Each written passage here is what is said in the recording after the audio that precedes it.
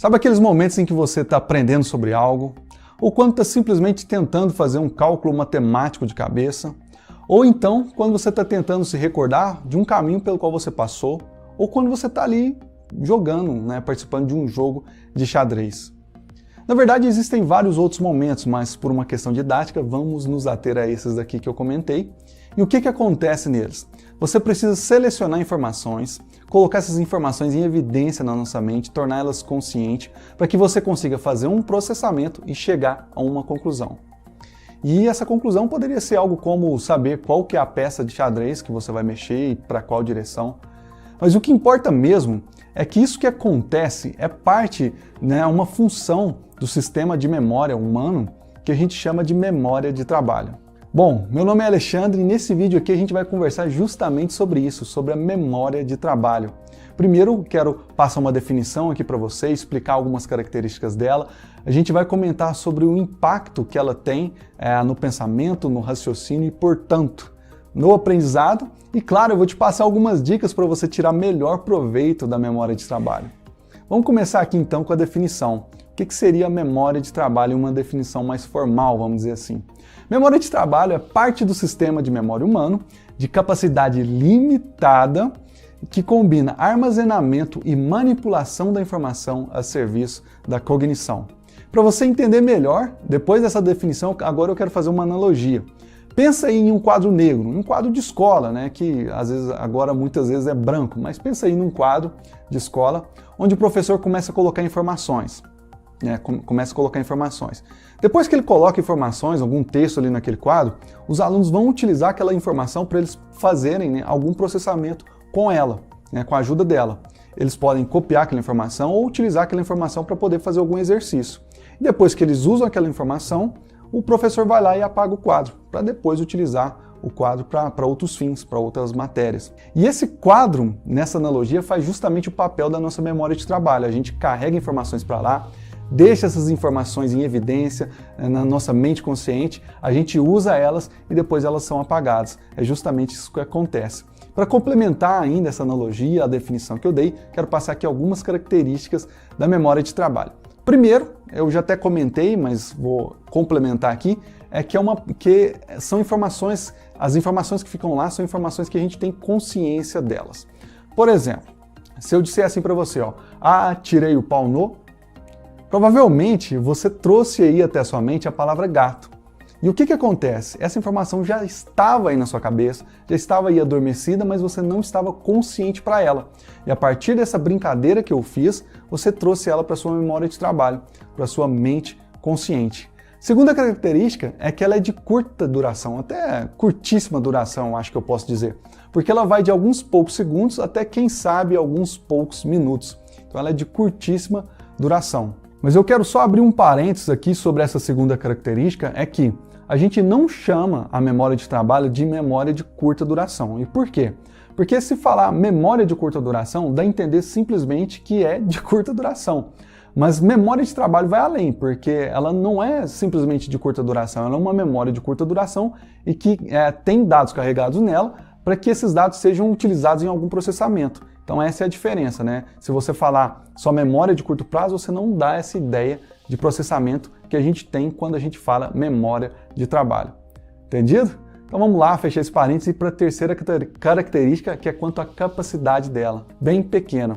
A gente não tem uma precisão exata do quanto cabe aí na nossa memória de trabalho, Isso é uma coisa difícil até mesmo para a ciência de mencionar, mas o que acontece é que a gente já tem alguns estudos que dizem que na nossa memória de trabalho a gente consegue armazenar cerca de 5 a 9 itens. 5 a 9 itens na nossa memória de trabalho. Isso é muito pouco, mas tem uma notícia boa aí nesse meio, é que o tamanho, não se tem uma exatidão também sobre o tamanho do item. Na verdade, o tamanho desse item que vai para a memória de trabalho, ele é flexível, pode ser pequeno, pode ser grande também, gigante, desde que a informação que vai ocupar um item só esteja completamente organizada. Porque se ela não estiver organizada, é como se ela fosse para sua mente, para sua memória de trabalho em partes, e cada parte vai ocupar ali um item e, portanto, você vai ter uma memória de trabalho mais sobrecarregada.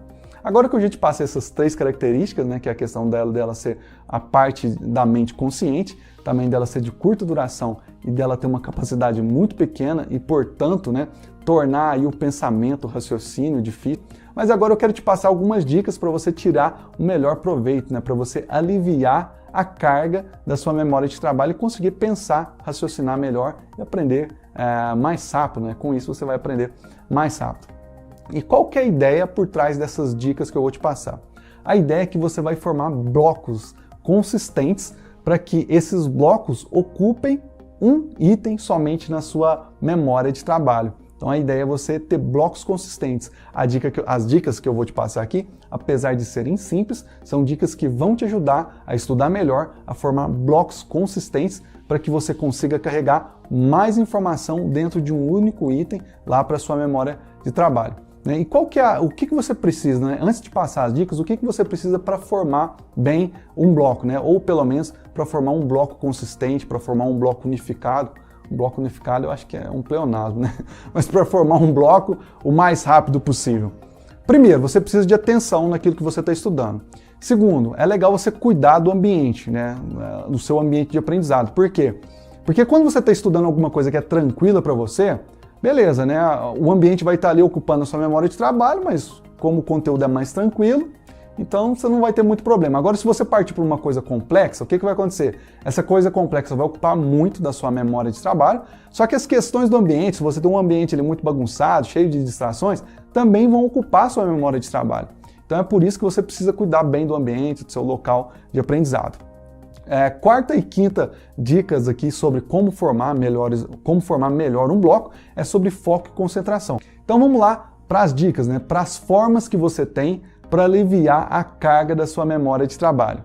E a primeira forma para você aliviar a carga da sua memória de trabalho é você prestar atenção no conhecimento prévio que você tem diante daquilo que você está querendo aprender, estudar, ou raciocinar, ou pensar. Muita gente não leva em consideração o conhecimento prévio, né? Por isso que muitas vezes a gente vê aí pessoas reclamando que não conseguem aprender sobre algo.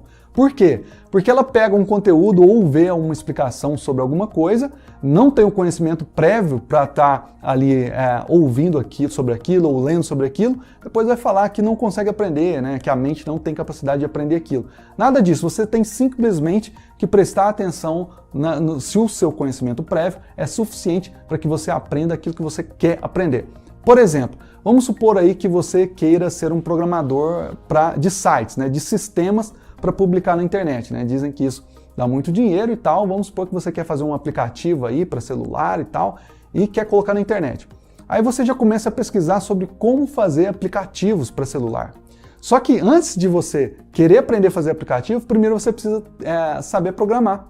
Então não adianta nada você pegar um livro ali que vai te ensinar a fazer um aplicativo para celular, para smartphone, se você não sabe o básico da programação. Algoritmos, estrutura de decisão, loops, então você precisa saber esse básico para depois ir para o mais avançado. Então tem muita gente que faz isso, é importante você prestar atenção no conhecimento prévio.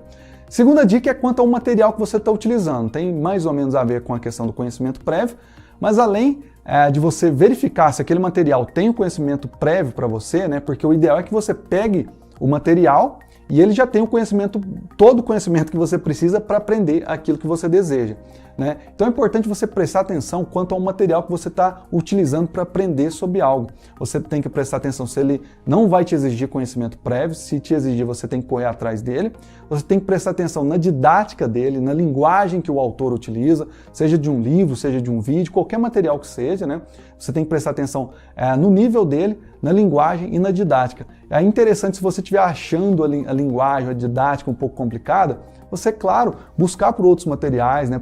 Procurar na internet pelo menos um pedaço. Por exemplo, se você está estudando sobre um livro, né? Você não precisa pegar outro livro, né? Para procurar sobre aquilo, mas pega aquele tópico do livro e tenta procurar blogs na internet, coisas que falem sobre o mesmo assunto de forma mais enxuta, para que você tenha uma visão diferente e você consiga aprender melhor, absorver melhor a informação.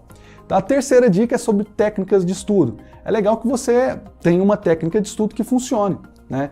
E essas foram aqui as minhas 3 dicas, 3 formas de você aliviar a sua memória de trabalho, que, recordando aqui, são conhecimento prévio, você prestar atenção nos materiais que você está utilizando e também nas técnicas de estudo que você está utilizando. Por hora é isso, no mais, um abraço e até uma próxima. Tchau!